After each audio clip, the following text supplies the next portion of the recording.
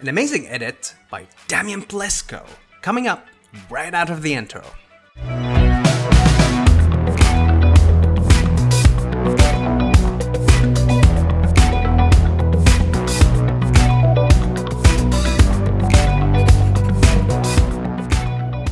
Hey, what's going on YouTube? My name is Mo, a car photographer from Bahrain. If it's your first time around this channel and you'd like to learn all about car photography and Photoshop, go ahead and subscribe now so you don't miss out on all the cool stuff that I create every week. So I'm wearing the wizard hat, and that's because we're talking about the Photoshop wizard, Damian Plisko. Now if you're not familiar with Damian, head out to his Instagram account and have a look at his amazing work.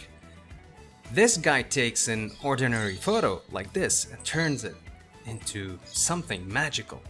That's what we're talking about, the whiz, right? I'll leave a link to his Instagram account and his YouTube channel links in the description below. Make sure to check him out. He does amazing tutorials that you guys don't want to miss. Alright, so enough of this. The floor is all yours, Damian. Hello again guys, this is Damian Plisko, and in today's tutorial I'm going to show you how I took this image of a Bugatti and transformed it into this image here. So let's get started. Before I get into the tutorial, I just wanted to thank Stephen Thompson for providing this image of a Bugatti Chiron. Stephen partook in the weekly collab that I do on Instagram where people submit their raw photos and I edit them in my style. So thanks again, Stephen. But let's get into the actual editing of this photograph. I actually have all the settings sort of written down already. This way I can replicate whatever I did previously exactly to the T.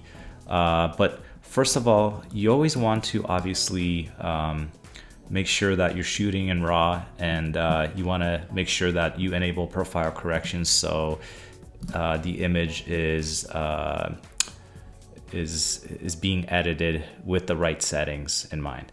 So first thing I did, I wanted to warm up the image quite a lot. So I brought it down up to 6700, and then I brought the tint up to 6 just to bring in some of those reds a little bit more. I then brought down the exposure by about half a stop.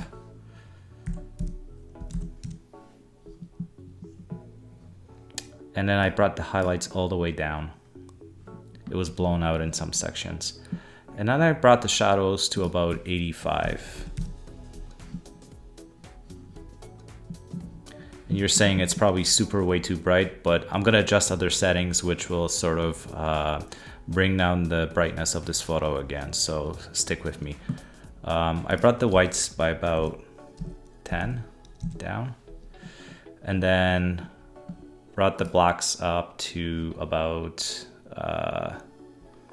50. Okay, and then I went to the clarity. I wanted to add more contrast, so I brought it up by 10, and then I went into the dehaze, and this is what's going to make the photo a lot darker again, and I brought it up all the way to 65. Okay, so now that I was finished with those settings, I went into the saturation and luminance panel and I adjusted a bunch of colors in here. So I brought down the reds by about 15.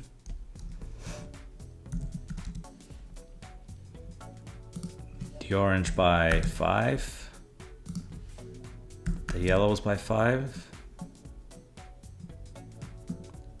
I brought the aqua all the way down. And then the blues by about 25. And then I went into the luminance panel and I brought the orange and the yellow up by about 15.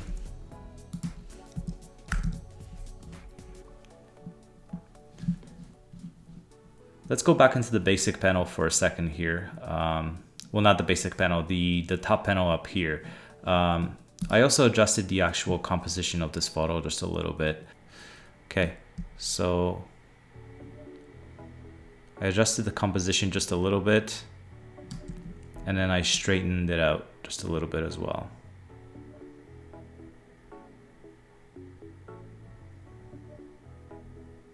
Just kind of eyeballed it. Okay, once I was finished doing that, I brought up the sharpening to about 70. And as you can see, once you bring up the sharpening, you also start bringing in some noise. So I countered that by bringing up the noise reduction to about 30. Again, this all depends on the settings of the ISO when the photo was originally shot, and it all depends on the gear you're using and how the photograph was shot. But this is what the sweet spot for me in this instance. So we're pretty much finished in Lightroom. Now we're gonna jump to Photoshop to make some further adjustments. So now that we're in Photoshop, I'm just quickly gonna show you guys the first thing that I did to the car and some of the surrounding areas before I got to the more fun stuff. So essentially, this is the photo that you're looking at, is the photo that is straight from Lightroom with all the adjustments. And then if I turn off this layer, this is the photo that I flattened to minimize the file size. But as you can see, I cleaned up a lot of the reflections in the car itself using various tools like the patch tool, the clone stem tool, alongside with the pen tool, and the brush tool. Like I said, I'm not gonna go into details just for the sake of time, but as you can see, that makes a huge difference when you do clean those things up, because there were a lot of unwanted reflection in this car. I straightened up a lot of the edges using those tools that I just mentioned. And then I also dodged and burned the car quite a lot to emphasize those highlights and those shadows in the car to make it pop a little bit more. So you can see in the diffuser, in the wheels, in some of the highlights, you can see that a lot of the components on the car have a much bigger contrast to them. One other thing that I also did is I used the unsharp mask tool to sharpen up some of the details in the back of the car. As you can see the difference, I kind of masked the car out, so it was only specific areas of the car that were sharpened, but essentially that's what I did to the car, the first thing that I did when I got into Photoshop. The next thing that I did was bring in a bit of a more interesting background into this photo. Not to say that this background was bad at all, I just wanted to have a background that had a little bit more detail in the sky and had a little bit more depth in the actual landscape itself. So as you can see, if I turn on this layer here and then open up the folder structure, I'll just zoom out a little bit on this photo. You can see that it's a huge difference, but anyways, I'll just kind of break it down really quickly how I did this. If I just disable this layer mask and then turn off all the different adjustments that I made to it, the trick here is to find a background that works well in terms of lighting, shadows, perspective, and in general, will it blend well with the photo. Obviously the car was shot at a sunset, so I wanted to look for a photo that had sky at sunset. I wanted to look for a landscape that has had a similar shape to it, similar shadows as well.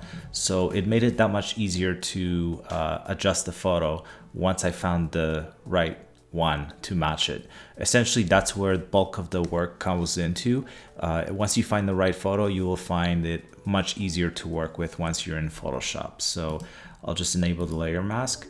And essentially what I did with the sky here is just a simple layer mask where I faded the image in. Let's just go the other way.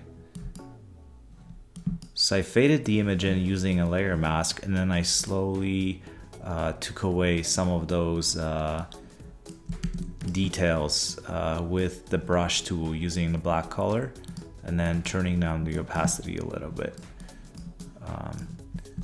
Essentially, that's what I did with that. Let me just revert back to what I had before. Okay, and then to match the overall tone grading of the image, I adjusted the hue and saturation So turn it down just a little bit, especially the blues, I believe. If I go under the blues, I turn it down -60. I adjusted the color balance, so I brought in more reds. Okay. And then I adjusted the levels as well, so it's a little bit more hazy, so it doesn't fight with the car itself. But essentially that's how I brought in the background, and that's the adjustments that I made to it. Next up, I added a bit of a haze just on the side of the car, right in front of this grass area here in the front and in the back. Essentially, you can see the difference here and the back. And essentially why I did this is because I wanted the car to be more emphasized in the photo itself, and then give more the impression that there's more light coming in from the back, and it just sort of separates the car nicely from the background. And all it is basically is it's a circle layer with a Gaussian blur applied to it quite largely. I would say 764 pixels, that's what I chose exactly. And then I applied a mask to it, and then made sure that it doesn't overlap the car. So it just basically looks like it's sitting behind the cars. And then using the same technique, I applied the same thing to the back of the image as well. A couple other small items that I decided to add was a custom license plate. I'm not gonna get into detail as to how I made this, but it's just a little thing that made the photo a little bit more special. And then I added an additional sun ray right to this side here, again just to separate the background from the foreground and give it more of a dramatic look and feel. Again, it's just a circle with a Gaussian blur attached to it. I also have a car path layer, which essentially allowed me to mask all these sun ray layers out separately from the car. I drew this with the pen tool, and it helped me a lot throughout this process. So I'm just gonna shut it off. So this car is actually a very unique package. It came, this is actually green, and I think what happened was because it was slightly underexposed, when I brought up the shadows again, the color didn't really translate too well. So I had to add the green back in. As you can see, I did it here. And the way I did this is, let me just go back to the normal blend mode and then bring it up to 100%. I drew in a green with the brush over the areas where the paint is, and then once I cut it out specifically to those areas, I applied a blend mode of color to it, and I brought it down to about 30%. So this way it's still quite realistic. I don't think I did this to the photo on Instagram, but I went back and decided to apply it afterwards. So because this car actually is green in this part of the car. Next up, I decided to take some creative license with this photo, and I decided to add a glowing taillight to the car. So I went online and I researched Bugatti Chiron's taillights and how they actually look like when they're on. Once I did that, I went in, let me just zoom in on this part here, and let me go to the layer and turn it on. And what this essentially is a shape layer that I drew, that I filled in with a specific color. In this case, it would be like a light yellow. And then I went under effects and I applied a stroke to it, a slight stroke to it, 2 pixels wide, the same color as the actual taillight itself.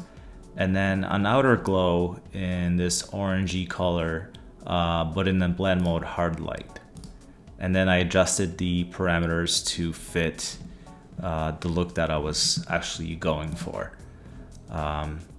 So once I was finished making the actual taillight itself, I then decided to add a little bit more glow coming out of the light. And essentially what this is a an orange kind of oval shape. It's a smart object, that's why I went in here, with a hard light blend mode applied to it. Let me just go back. And then it has a Gaussian blur applied to it as well. So this is what gives you that glow to the back of the car. And I thought it looked really nice, so that's the method that I used. And then last but not least, I also applied a kind of like a very subtle glow of red to the ground. Of course, because it's not really dark outside, you normally wouldn't really see that much bouncing off the ground at all. So it's very subtle, you can barely see it, but again, the same method used. It's just basically an oval shape with a Gaussian blur applied to it with a hard light, and then brought down the opacity to about 26%. Last but not least, I finally graded the image. So let me just zoom out on this. So I applied a color balance to it, and then a color lookup layer, and then a levels layer as well. And again, I'm not going to go into specific about these things because they are very subjective, but this is what I did to kind of achieve the final look of this photo. So we've come to the end of this walkthrough. I hope you guys found this video to be informative and inspiring. I would like to thank Mo once again for featuring me on his channel. Don't forget to check out my Instagram page, Damian.Plisko, and also I have a YouTube channel as well, so don't forget to check that out. Till then, see you guys later.